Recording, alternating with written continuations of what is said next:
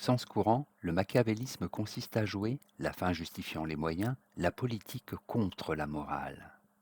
La réflexion de Machiavel est autre, et le problème qu'il pose dans Le Prince est celui du pouvoir, considéré exclusivement au regard de ses exigences propres, non subordonné à autre chose. Quelles sont les conditions sine qua non d'un pouvoir politique efficace et durable? Amoral, mais non immoral. Sa pertinence est de se conformer à la vérité effective de la chose, et non aux imaginations que l'on s'en fait. La fortune et le talent, la maîtrise des événements. Le prince est le chef d'un État. Il acquiert le pouvoir ou s'y maintient par fortune ou par talent. Plus la fortune favorise le pouvoir du prince, moins il a besoin pour s'y maintenir du talent.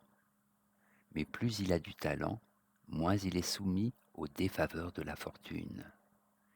Il est donc plus certain de s'appuyer sur le talent que sur la fortune, même si la fortune doit fournir son occasion au talent. La fortune ne se réduit pas au hasard, il y a un ordre des choses, il y a comme une physique de la politique, un jeu des forces que l'expérience enseigne. La précocité du discernement prévient la plupart des revers de fortune, et dès que chacun les voit, il est trop tard. Les événements de la fortune sont presque nécessaires. Le talent consiste à maîtriser la fortune, tant que cela est possible. Elle est comme un fleuve, il faut à la fois savoir en détourner le cours furieux lorsqu'il se déchaîne, et en préparer les digues, tant qu'il est paisible. L'exercice du pouvoir. Puisque la fortune recouvre surtout les aléas du peuple, c'est lui que le prince doit avant tout prévoir et maîtriser. Cependant, le pouvoir ne consiste pas en une maîtrise autoritaire et totale, mais plutôt en une fine et souple maîtrise que l'on trouve dans la connaissance de ce que l'on gouverne. Le prince doit avant tout maîtriser le temps et savoir, ni temporisateur, ni impétueux, saisir l'occasion propice, le kairos. Le but premier du pouvoir est par essence de se conserver perpétuellement, car y voir un terme serait de l'impuissance. Seul celui qui l'exerce bien y trouve puissance, sûreté, honneur et succès. Le succès est atteint lorsque le pays est unifié, réduit en paix et fidélité. Le pouvoir n'est pas durable s'il consiste à opprimer le peuple pour en tirer davantage. Sa propre conservation exige sa modération. Le vrai pouvoir du prince est de ne jamais s'obstiner dans une attitude, mais toujours adopter celle qui convient au visage présent de la fortune.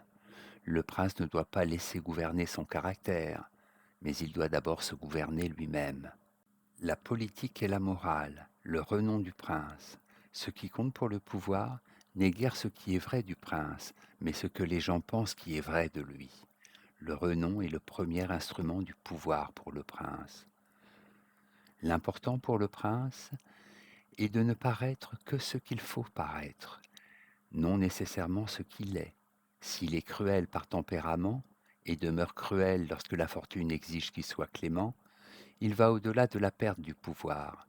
À l'inverse, s'il se montre contre son tempérament cruel lorsqu'il le faut, il s'épargne la perte du pouvoir et bien des cruautés à venir.